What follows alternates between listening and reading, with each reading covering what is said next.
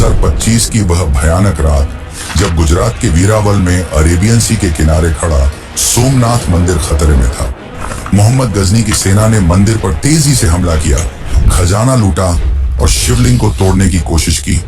अल बरूनी की किताब तारीख ए हिंद के मुताबिक उस समय मंदिर में हजारों भक्त थे और मोहम्मद गजनी ने सभी भक्तों को बेरहमी से मार डाला। वह रात इतनी भयावह थी कि पत्थर भी चीख उठे, लेकिन यह सिर्फ एक शुरुआत थी। सोमनाथ बार बार टूटा, लेकिन हर बार फिर से खड़ा हुआ, जैसे कोई दिव्य शक्ति इसकी रक्षा करती हो। क्या यह सिर्फ एक मंदिर है या इसमें कोई ऐसी ताकत छुपी है जो समय और तूफान दोनों को हरा देती है? क्यों सोमनाथ को भारत की आत्मा कहा जाता है और कैसे यह हजारों साल पुराना शिवलिंग आज भी अपनी चमक बरकरार रखता है? सोमनाथ मंदिर, जो भगवान शिव के 12 ज्योतिर्लिंगों में पहला माना जाता है, सिर्फ एक तीर्थ स्थल नहीं बल्कि रहस्यों का एक बड़ा खजाना है। कहते हैं यहाँ का शिवलिंग कभी हवा में तैरता था। क्या यह पुराने भारत की इंजीनियरिंग का अद्भुत नमूना था या कोई दिव्य शक्ति का राज? और वह स्यमंतक मणि जो महाभारत के मुताबिक भगवान कृष्ण से जुड़ी थी, क्या वह आज भी मंदिर के गर्भगृह में कहीं छुपी है? 2020 में जब IIT गांधीनगर के पुरातत्व विशेषज्ञों ने मंदिर के नीचे खुदाई की तो एक 3 मंजिला इमारत का पता चला। एक ऐसा ढांचा जो शायद हजारों साल पुराना है। यह किसका रहस्य है? क्या यह रावण के समय का है या कोई और पुराना सीक्रेट? और वह बाण स्तंभ जो 6ठी सदी के शिलालेख के साथ कहता है कि यहां से अंटार्कटिका तक कोई जमीन नहीं आती। ये बात आज आधुनिक विज्ञान भी मानता है, लेकिन उस समय के लोगों को यह ज्ञान कैसे मिला जब न सैटेलाइट थे न ही नक्शे? सोमनाथ की कहानी सिर्फ हमलों और तूफान की नहीं बल्कि पौराणिक कथाओं से भी जुड़ी है। स्कंद पुराण कहता है कि यह मंदिर चंद्रदेव ने बनाया जब उन्होंने दक्ष के श्राप से मुक्ति पाने के लिए यहाँ शिव जी की तपस्या की। यह वह स्थल है जहाँ त्रिवेणी संगम, कपिला, हिरण और सरस्वती नदियों का मिलन होता है। कहते हैं सतयुग में चंद्रदेव ने इसे सोने से बनाया, त्रेता युग में रावण ने चांदी से और द्वापर युग में भगवान कृष्ण ने चंदन की लकड़ी से। लेकिन क्या यह सिर्फ कथाएं हैं या इनमें कोई सच्चाई छुपी है? और अगर यह सच है तो वह सोने चांदी के मंदिर कहाँ गए? और दोस्तों, सोमनाथ के आसपास बहती गोमती नदी का एक अजीब रहस्य है। हर रोज सुबह इसका पानी बढ़ता है और रात को घट जाता है। वैज्ञानिक इसे समझ नहीं पाए, लेकिन स्थानीय लोग कहते हैं यह शिव की माया है और वह अरेबियन सी जो हजारों साल से मंदिर के पास बहता है, उसने कभी इसे नुकसान नहीं पहुंचाया। कई तूफान आए, समुद्र के उफनते पानी ने दुनिया के कई हिस्सों को तबाह किया, लेकिन सोमनाथ अपनी जगह पर अडिग रहा। क्या यह सिर्फ संयोग है या प्रकृति खुद इस मंदिर की रक्षा करती है? यह मंदिर सिर्फ एक धार्मिक स्थल नहीं बल्कि भारत के उस सनातन जीवन का प्रतीक है जो हर संकट के बाद फिर से उभरता है। कहते हैं इस मंदिर पर 17 बार हमले हुए, लेकिन हर बार यह और भी शानदार रूप में उभरा।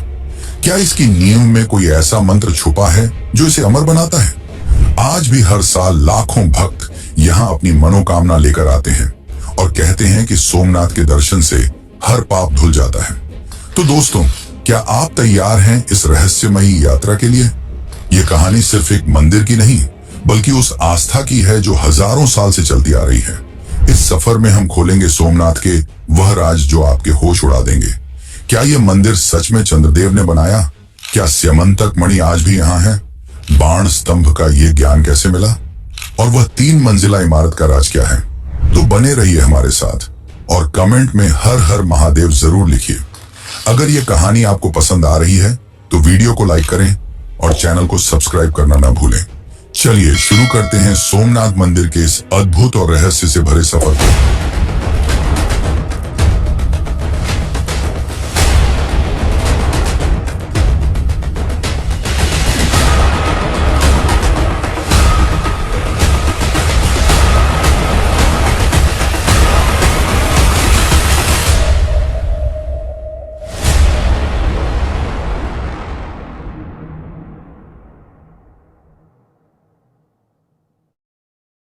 सोमनाथ मंदिर की कहानी शुरू होती है एक ऐसी दुनिया से जहां देवता और असुर एक साथ रहते थे।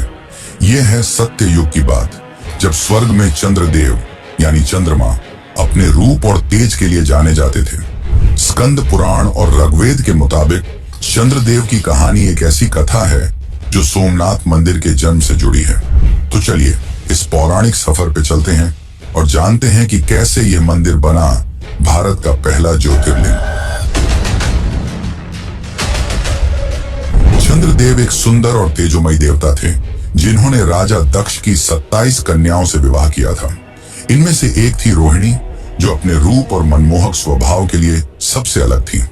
चंद्रदेव का दिल रोहिणी पे ऐसे लगा कि वह अपना ज्यादातर समय उसी के साथ बिताने लगे। बाकी 26 कन्याओं को यह बात बिल्कुल पसंद नहीं आई।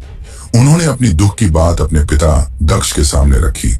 दक्ष को यह सुन के गुस्सा आया और उन्होंने चंद्रदेव को एक भयानक श्राप दे दिया। कहते हैं कि दक्ष का श्राप इतना प्रचंड था कि चंद्र का तेज और रूप धीरे धीरे खत्म होने लगा। उनका शरीर कमजोर होने लगा और उनका सुंदर चेहरा मुरझा गया।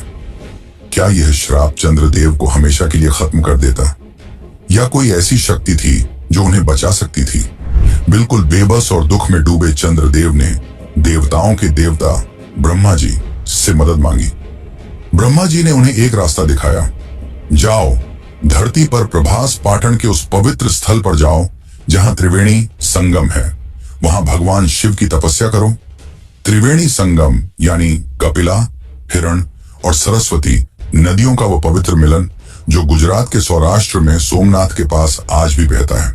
कहते हैं यह संगम न सिर्फ धार्मिक रूप से पवित्र है, बल्कि इसका जियोग्राफिकल महत्व भी है, क्योंकि यह 3 नदियों का पानी यहाँ एक साथ मिलता है और यह स्थान आस्था का केंद्र बना। लेकिन सवाल यह है, क्या चंद्रदेव की तपस्या सच में शिव जी को खुश कर पाई? चंद्रदेव ने प्रभास पाटन में एक शिवलिंग स्थापित किया और दिन रात कठिन तपस्या शुरू की। उनकी भक्ति इतनी गहरी थी कि खुद भगवान शिव उनके सामने प्रकट हुए। शिव जी ने चंद्रदेव से कहा, तुम्हारी भक्ति ने मुझे प्रसन्न किया है, मैं तुम्हें दक्ष के श्राप से मुक्ति दूंगा। लेकिन दक्ष का श्राप इतना मजबूत था कि पूरी तरह खत्म नहीं हो सकता था। तो शिव जी ने एक वरदान दिया, तुम्हारा तेज हर महीने 15 दिन तक घटता रहेगा, लेकिन अगले 15 दिन में फिर से पूर्ण हो जाएगा। इसी वजह से आज भी हम चंद्रमा को शुक्ल पक्ष में बढ़ते और कृष्ण पक्ष में घटते देखते हैं। लेकिन यह कथा यही नहीं रुकती। चंद्रदेव ने शिव जी से एक और वरदान मांगा, प्रभु आप इस शिवलिंग में हमेशा के लिए विराजमान रहिए। शिव जी ने यह वरदान भी स्वीकार किया और तब से यह शिवलिंग सोमनाथ के नाम से जाना गया। सोम के नाथ यानी चंद्र के भगवान। लेकिन दोस्तों, सोमनाथ की पौराणिक कथा इससे भी गहरी है। स्कंद पुराण के मुताबिक यह मंदिर सिर्फ एक बार नहीं, बल्कि हर युग में अलग अलग रूप में बना। सत्य युग में चंद्रदेव ने इसे सोने से बनाया। कहते हैं वह मंदिर इतना चमकता था कि उसका तेज स्वर्ग तक जाता था। फिर त्रेता युग में रावण, जो शिव का बड़ा भक्त था, ने इसे चांदी से बनवाया और द्वापर युग में भगवान कृष्ण ने अपने हाथों से इसे चंदन की लकड़ी से सजाया। लेकिन यह सोने चांदी के मंदिर कहाँ गए? क्या यह सिर्फ कथाएं हैं या इनमें कोई सच्चाई छुपी है?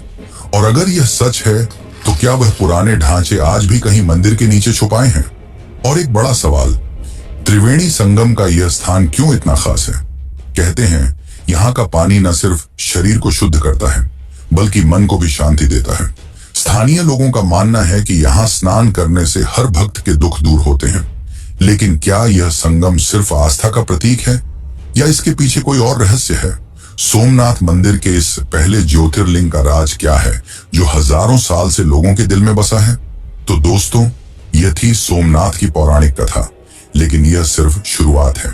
इस कथा के बाद हम जानेंगे कि कैसे यह मंदिर बार बार टूटा, लेकिन हर बार फिर से खड़ा हुआ। क्या वह स्यमंतक मणि जो कृष्ण से जुड़ी थी आज भी यहाँ छुपी है? और क्या यह मंदिर सिर्फ आस्था का स्थल है या इसमें कोई पुरानी तकनीक का राज छुपा है?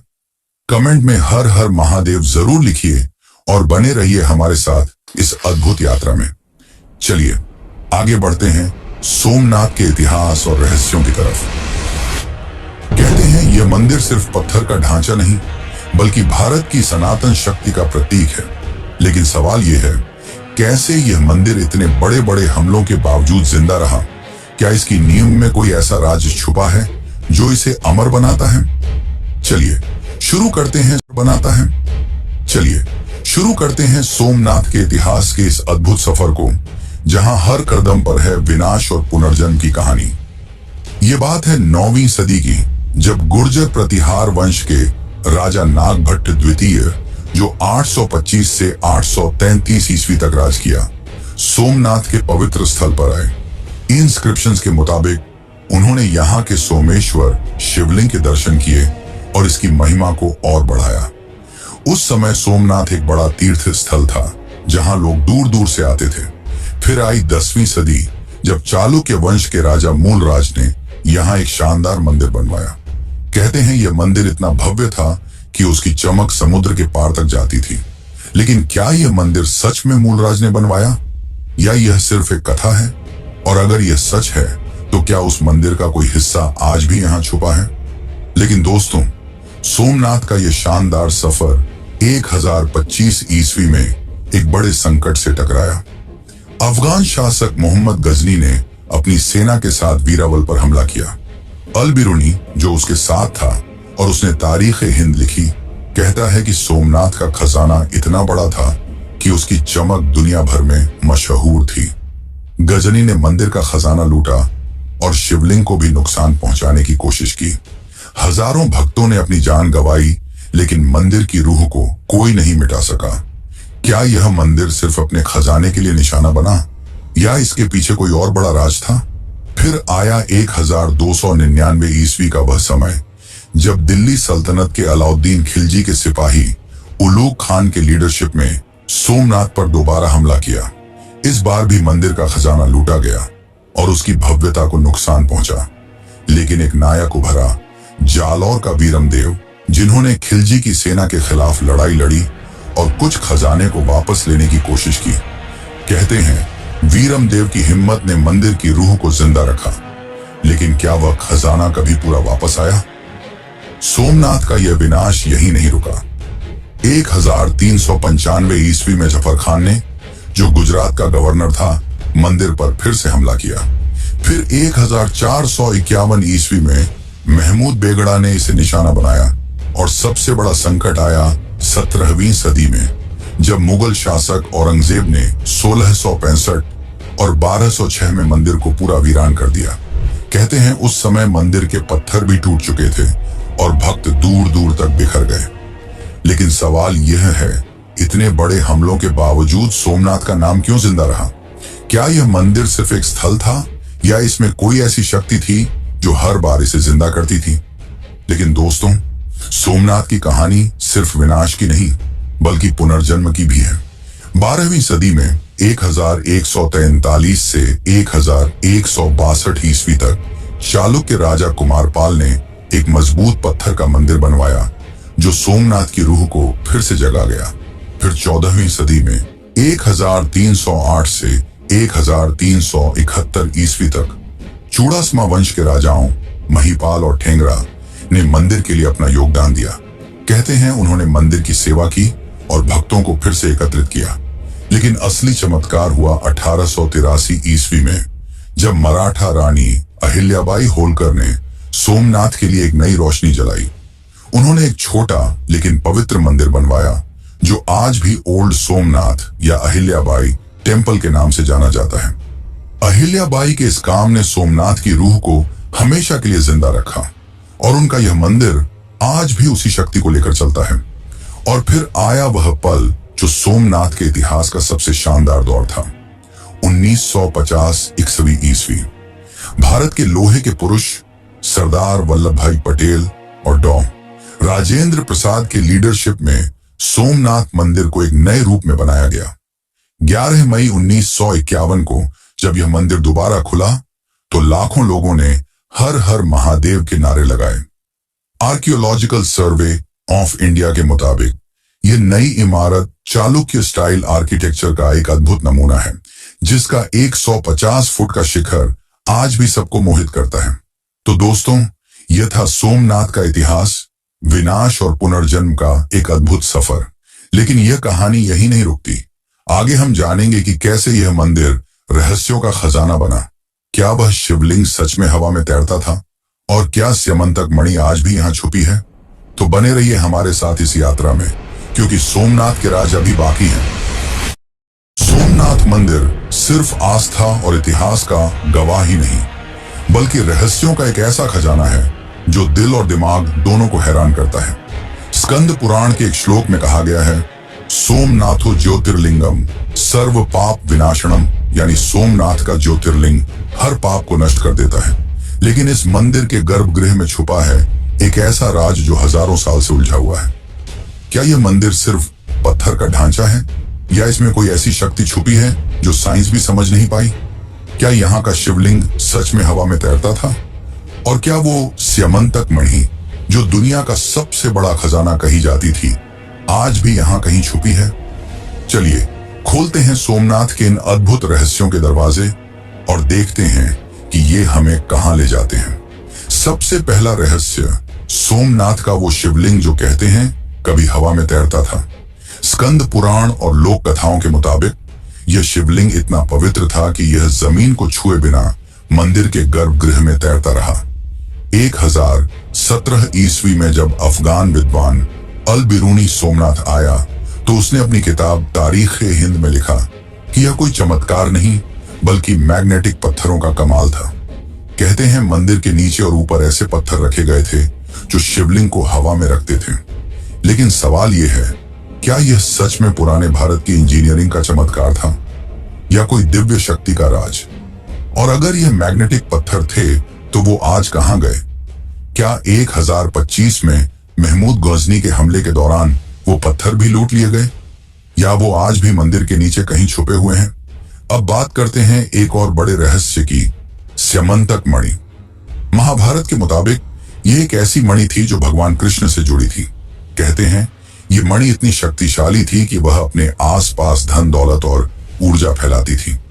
पुराणों में कहा गया है कि स्यमंतक मणि को सोमनाथ के शिवलिंग के अंदर छुपाया गया था ताकि कोई इसे चुरा न सके। लेकिन जब 1025 में गजनी ने मंदिर पर हमला किया तो क्या वो इस मणि के पीछे था? कहते हैं उसने मंदिर का खजाना लूटा, लेकिन स्यमंतक मणि का कोई पता नहीं चला। क्या यह मणि आज भी मंदिर के गर्भगृह में कहीं छुपी है, या क्या यह एक ऐसी कथा है जो सिर्फ भक्तों के दिल में जिंदा है? और अगर यह मणि सच में यहाँ है तो क्या इसकी शक्ति आज भी मंदिर के आसपास महसूस होती है? फिर आता है सोमनाथ का वो रहस्य जो दुनिया भर के वैज्ञानिकों को हैरान करता है, बाण स्तंभ। मंदिर के पास एक छोटा सा स्तंभ है जिसमें 6ठी शताब्दी का एक शिलालेख लिखा है। इसमें कहा गया है कि यहाँ से समुद्र के रास्ते अंटार्कटिका तक कोई भी जमीन नहीं आती। ये बात आज मॉडर्न साइंस भी मानती है। सोमनाथ से साउथ पोल तक एक सीधी लाइन में कोई भी लैंडमास नहीं है। लेकिन यह सवाल दिल को छू जाता है, जब 6ठी सदी में न सैटेलाइट थे न ही गूगल मैप्स, तो पुराने भारत के लोगों को यह ज्ञान कैसे मिला? क्या यह सिर्फ एक संयोग था या कोई पुरानी विद्या का राज? और क्या यह शिलालेख कोई बड़ा संदेश छुपाए हुए है जो हम आज भी समझ नहीं पाए? अब चलिए मंदिर के पास बहती गोमती नदी के एक अजीब रहस्य की बात करते हैं। लोकल लोग कहते हैं कि गोमती का पानी हर रोज सुबह बढ़ता है और शाम को घट जाता है। ये ऐसा चमत्कार है जो वैज्ञानिक भी समझ नहीं पाए। कहते हैं यह शिव की माया है जो नदी के पानी को हर दिन एक नए रूप में लाती है। लेकिन क्या यह सिर्फ एक प्राकृतिक घटना है या इसके पीछे कोई बड़ा रहस्य छुपा है? ASI की कुछ रिपोर्ट्स के मुताबिक सोमनाथ के आसपास का जमीनी स्ट्रक्चर इतना अलग है कि यह पानी के फ्लो को अफेक्ट करता है। और दोस्तों, अरब सागर का वो राज जो सबको हैरान करता है। हजारों साल से यह समुद्र सोमनाथ के पास बहता है, लेकिन कभी इसने मंदिर को नुकसान नहीं पहुंचाया। कई तूफान आए, समुद्र के उफनते पानी ने दुनिया के कई हिस्सों को तबाह किया, लेकिन सोमनाथ अपनी जगह पर अडिग रहा। कहते हैं यह शिव की रक्षा का चमत्कार है। लोकल लोग एक कथा सुनाते हैं, जब भी कोई बड़ा तूफान आता है समुद्र का पानी मंदिर के पास आकर शांत हो जाता है। क्या यह सिर्फ संयोग है या प्रकृति खुद इस मंदिर की हिफाजत करती है? और अगर यह सच है तो क्या मंदिर के नीचे कोई ऐसी शक्ति है जो समुद्र को भी रोक लेती है? अब एक और बड़ा राज, 2020 की वो खुदाई जो IIT गांधीनगर के पुरातत्व एक्सपर्ट्स ने की। उन्होंने ग्राउंड पेनिट्रेटिंग रडार का इस्तेमाल करके मंदिर के नीचे एक 3 मंजिला इमारत का पता लगाया। एएसआई की रिपोर्ट्स के मुताबिक यह ढांचा शायद हजारों साल पुराना है, लेकिन इसका असली समय या मकसद आज भी एक राज है। क्या यह वो पुराना मंदिर है जो सतयुग में चंद्रदेव ने बनवाया था, या क्या यह कोई सीक्रेट टेंपल का हिस्सा है जो इन्वेडर्स से छुपाया गया था? और अगर यह इतना पुराना है तो क्या इसमें स्यमंतक मणि या कोई और खजाना छुपा है? यह सवाल आज भी वैज्ञानिकों के लिए एक पहेली बना हुआ है। और एक बात, स्कंद पुराण के मुताबिक सोमनाथ मंदिर का नाम हर युग में बदला। सतयुग में इसे सोमनाथ कहा गया, त्रेता युग में प्राणनाथ, द्वापर युग में भैरवनाथ और कलयुग में फिर से सोमनाथ। लेकिन पुराण कहते हैं कि भविष्य में यह प्राणनाथ के नाम से जाना जाएगा। क्या यह नाम बदलने की कथा सिर्फ एक पौराणिक बात है, या इसके पीछे कोई बड़ा संदेश छुपा है? और क्या यह मंदिर भविष्य के लिए कोई बड़ा राज रखता है? तो दोस्तों, ये थे सोमनाथ के वो रहस्य जो दिल और दिमाग दोनों को छू जाते हैं। लेकिन यह कहानी यही नहीं रुकती। आगे हम जानेंगे कि सोमनाथ आज भी क्यों एक बड़ा तीर्थ स्थल है। क्या यह मंदिर सिर्फ आस्था का केंद्र है, या इसके रहस्य आज भी हमें कुछ नया सिखाते हैं? तो बने रहिए हमारे साथ इस यात्रा में, क्योंकि सोमनाथ के और भी राज खुलने बाकी हैं। दोस्तों, सोमनाथ मंदिर की कहानी पौराणिक कथाओं से शुरू हुई, इतिहास के तूफानों से गुजरी और रहस्यों के दरवाजे खोले। लेकिन आज यह मंदिर सिर्फ एक पुरानी कथा या राज नहीं, बल्कि भारत की आस्था और संस्कृति का एक जिंदा केंद्र है। एक श्लोक कहता है, सोमनाथ दर्शनम पुण्यम सर्व कामना सिद्धिदम, यानी सोमनाथ के दर्शन से हर मनोकामना पूरी होती है। आज हर साल लाखों भक्त यहाँ आते हैं, अपने दुख दर्द छोड़कर शांति और शक्ति ले जाते हैं। लेकिन सवाल यह है, क्या सोमनाथ आज भी उतना ही खास है जैसा हजारों साल पहले था? क्या इस मंदिर में ऐसी शक्ति है जो आज के मॉडर्न जमाने में भी लोगों के दिल को जोड़ती है? चलिए देखते हैं कैसे सोमनाथ आज भी भारत का दिल है। आज सोमनाथ मंदिर दुनिया के सबसे बड़े तीर्थ स्थलों में से एक है। टेंपल एडमिनिस्ट्रेशन के मुताबिक हर साल 20 से 30 लाख भक्त यहाँ दर्शन के लिए आते हैं। होली, शिवरात्रि और श्रावण महीने में यहाँ इतनी भीड़ होती है कि वीरावल का हर रास्ता हर हर महादेव के नारों से गूंज उठता है। ये भक्त सिर्फ भारत से नहीं, बल्कि विदेशों से भी आते हैं, अमेरिका, ऑस्ट्रेलिया और यूरोप तक। कहते हैं यहाँ का शिवलिंग आज भी वही शक्ति रखता है जो चंद्रदेव के समय में था। लेकिन क्या यह सिर्फ आस्था है, या इस मंदिर के पत्थर और हवा में कुछ खास बात छुपी है? और क्यों लोग आज भी यहाँ अपनी जिंदगी के सबसे बड़े सपने लेकर आते हैं? सोमनाथ की शानदार इमारत आज के जमाने में भी सबको मोहित करती है। आर्कियोलॉजिकल सर्वे ऑफ इंडिया के रिकॉर्ड्स के मुताबिक यह मंदिर चालुक्य स्टाइल आर्किटेक्चर का एक अद्भुत नमूना है। इसके 150 फुट ऊंचे शिखर पर 10 टन का कलश है जो सूरज की रोशनी में चमकता है, और मंदिर के ऊपर 27 फुट लंबा एक ध्वज है जो हर 6 महीने में बदला जाता है, एक बड़े समारोह के साथ। ये शिखर और ध्वज न सिर्फ मंदिर की सुंदरता बढ़ाते हैं, बल्कि इसकी सनातन शक्ति को भी दिखाते हैं। कहते हैं इस शिखर के नीचे खड़े होने से एक अलग सी शांति मिलती है। लेकिन क्या यह शिखर सिर्फ एक डिजाइन है, या इसमें कोई पुराना मंत्र छुपा है जो आज भी काम करता है? सोमनाथ सिर्फ भक्तों के लिए ही नहीं, बल्कि वीरावल के लोकल लोगों के लिए भी एक जीवन रेखा है। गुजरात टूरिज्म डिपार्टमेंट के डेटा के मुताबिक सोमनाथ मंदिर की वजह से हर साल वीरावल में करोड़ों का टूरिज्म बिजनेस होता है। यहाँ के होटल, दुकानें और ट्रांसपोर्ट सब इस मंदिर के कारण चलते हैं। लोकल लोग कहते हैं कि सोमनाथ उनका घर चलाता है, उनकी रोजी रोटी देता है। लेकिन इसके साथ ही एक और बात है, मंदिर के आसपास का बाजार न सिर्फ व्यापार का केंद्र है, बल्कि संस्कृति का भी प्रतीक है। यहाँ के छोटे दुकानों में मिलने वाले शिवलिंग, रुद्राक्ष और प्रसाद लोगों के दिल में आस्था जगाते हैं। लेकिन सवाल यह है, क्या यह मंदिर सिर्फ इकोनॉमी के लिए है, या यह वीरावल के लोगों की रूह में बसा है? सोमनाथ की कहानी में एक और गहरा राज छुपा है जो चंद्रदेव से शुरू हुई थी। वो कथा दक्ष और उनकी पुत्री सती से जुड़ी है। सती का शिव जी से प्रेम, उनका बलिदान और फिर शिव जी का वैराग्य। ये कथा सोमनाथ के ज्योतिर्लिंग से एक गहरा संबंध रखती है, क्योंकि शिव जी की शक्ति यहाँ हर पल महसूस होती है। अगर आप इस कथा को और गहरा